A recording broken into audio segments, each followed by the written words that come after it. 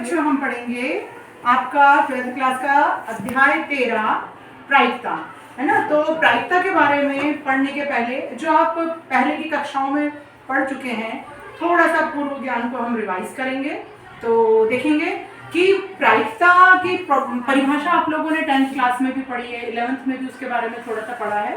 तो कोई बच्चा बताएगा मुझे क्या होती है प्रायिकता? हाँ, किसी घटना को याद आया? हाँ बोलो बोलो, क्या होता है? किसी घटना के घटने की संभावना को प्रायिकता कहते हैं। किसी घटना के घटने की संभावना को प्रायिकता कहते हैं। हाँ, सही बताया है इन्होंने। और उसका गणितीय रूप से हम सूत्र के माध्यम से कैसे निकालते हैं उसको भी देखेंगे, है ना। बैठे। तो चैप्टर 13 प्रोबेबिलिटी में किसी घटना के घटने की प्रायिकता, उसको जैसे घटना है हमारी कोई ई, तो P ऑफ E को हम कैसे निकालते हैं? घटना के घटित होने के अनुकूल परिणाम और बटे कुल परिणाम। अब ये अनुकूल परिणाम क्या होते हैं और कुल परिणाम क्या होते हैं, ना। तो एक छोटा सा उदाहरण, आपके घरों में ताश के पत्तों की गड्डी जो होती है वो सभी ने देखी होगी, है ना। तो थोड़ा सा उसके बारे में हम यहाँ पे देखेंगे कि ताश के पत्ते जो होते हैं उनमें कुल कितने पत्ते होते हैं बच्चों? 52 होते हैं, है ना। तो क्या क्या होते हैं उसमें?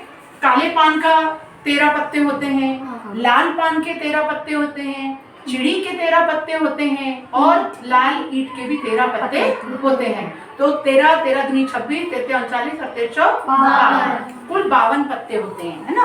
52 पत्तों में जो इक्के होते हैं वो कितने होते हैं? 4। और बादशाह कितने होते हैं? 4 होते हैं। और जोकर कितने होते हैं? 4 होते हैं। और क्वीन कितनी होती है? 4 होती है ना। तो जहां हम बात कर रहे थे कि घटना के घटित होने के अनुकूल परिणाम और बट्टे कुल परिणाम रख के हमें किसी घटना के घटने की प्रायिकता मिलती है। तो ये अनुकूल परिणाम क्या होते हैं? तो जो ताश के पत्तों की गड्डी है उसमें इक्के कितने होते हैं? 4।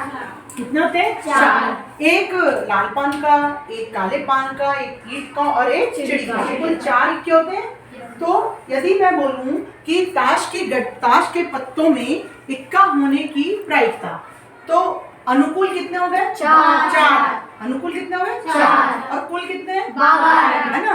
तो 4/52, 4/52, है ना।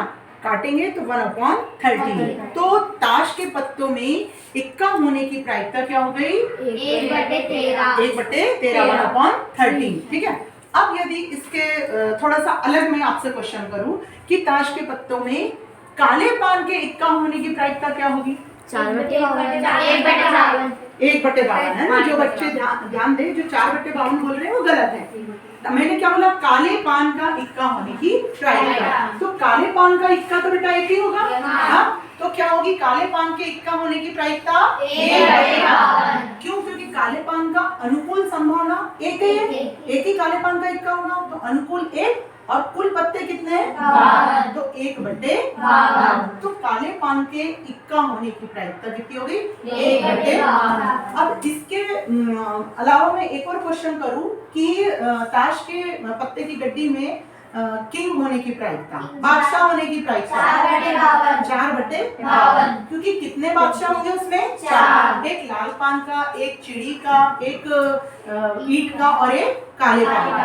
तो कुल कितने बादशाह होंगे? 4। तो कितने होंगे इसमें किंग होने की प्रायिकता? 4/52, ठीक है। इसी तरीके से अब यदि मैं केवल चिड़ी का जोकर होने की प्रायिकता बोलूं तो 1/52। चिड़ी का एक जो जोकर होगा वो कितना होगा? 1 ही होगा। तो कितनी हो गई? 1/52, ठीक है। अब यदि मैं क्वीन होने की निकालूं, है ना, कि क्वीन होने की प्रायिकता, अब मैंने ना चिड़ी बोली, ना काला पान बोला, ना लाल पान, पूरे चिड़ी का 4/52। चिड़ी होने की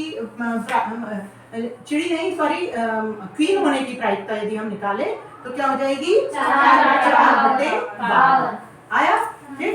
तो जो प्रायिकता है वो क्या होती है? किसी घटना के घटने की अनुकूल परिणाम बटे कुल परिणाम। तो अनुकूल कितने थे और कुल कितने थे, इस सूत्र से हम प्रायिकता को ज्ञात कर सकते हैं, है ना। तो ये हमारा जो बेसिक कॉन्सेप्ट था ये है। अब आगे हमें चूंकि 12th क्लास है, ये सब चीजें हमने 10th 11th में पढ़ चुके हैं, है ना। तो आगे जो हमें मिश्र घटनाएं क्या होती है, प्रतिबंधी घटनाएं क्या होती हैं, है ना, इनके बारे में हम आगे अध्ययन करेंगे। फिर उनके सूत्रों के बारे में अध्ययन करेंगे, है ना, कुछ इस तरीके के सूत्र बनेंगे हमारे P A union B। A union B मतलब दो घटनाओं के बारे में हम अध्ययन करेंगे, है ना, तो उनका क्या सूत्र होता है, इन सब के बारे में हम आगे अध्ययन करेंगे। ठीक है, चलो तो आप